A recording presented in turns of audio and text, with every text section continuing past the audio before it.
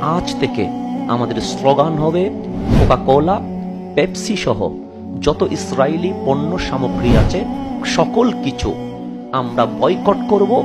এটাই আমাদের ঈমানি দাবি। আমরা পরিচয়ে মুসলিম, এখন প্রমাণ করতে হবে আমরা কি কাজে মুসলিম নাকি নামে মুসলিম। এই মুসলমানের দেশে যখন ইসরায়েলি পণ্য আদান প্রদান ক্রয় বিক্রয় হয় তখন বলতে ইচ্ছে হয় আমরা নামে মুসলিম কিন্তু কাজে মুসলিম হতে পারেনি। যখন কোকা-কোলা, পেপসির লাল পানীয়গুলো আপনি আমি দেখি তখন মনে হয় শুধু পানীয় দ্রব্য, কিন্তু আমার মনে হয় ওই লাল পানির ভেতরে আমার মুসলিম ভাই বোনের রক্ত ভাসছে, কারণ তাদের লাভ্যাংশের টাকা দিয়ে অস্ত্র কেনা হয় আর সেই অস্ত্র দিয়ে আমাদের পবিত্র স্থান মসজিদে আকসা রক্তাক্ত হয়, ফিলিস্তিনের ভূমি রক্তে রঞ্জিত হয়। তাই মুসলিম হিসেবে আমাদের দায়িত্ব ইসরায়েলি পণ্য বয়কট করা।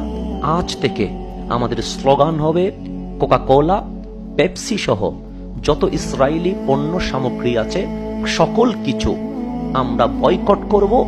এটাই আমাদের ঈমানি দাবি। আসুন সবাই ঐক্যতার সাথে ইসরায়েলি পণ্য কোকা-কোলা, পেপসি বয়কট করি এবং আমরা রব্বুল আলামিনের দরবারে স্বচ্ছ থাকি।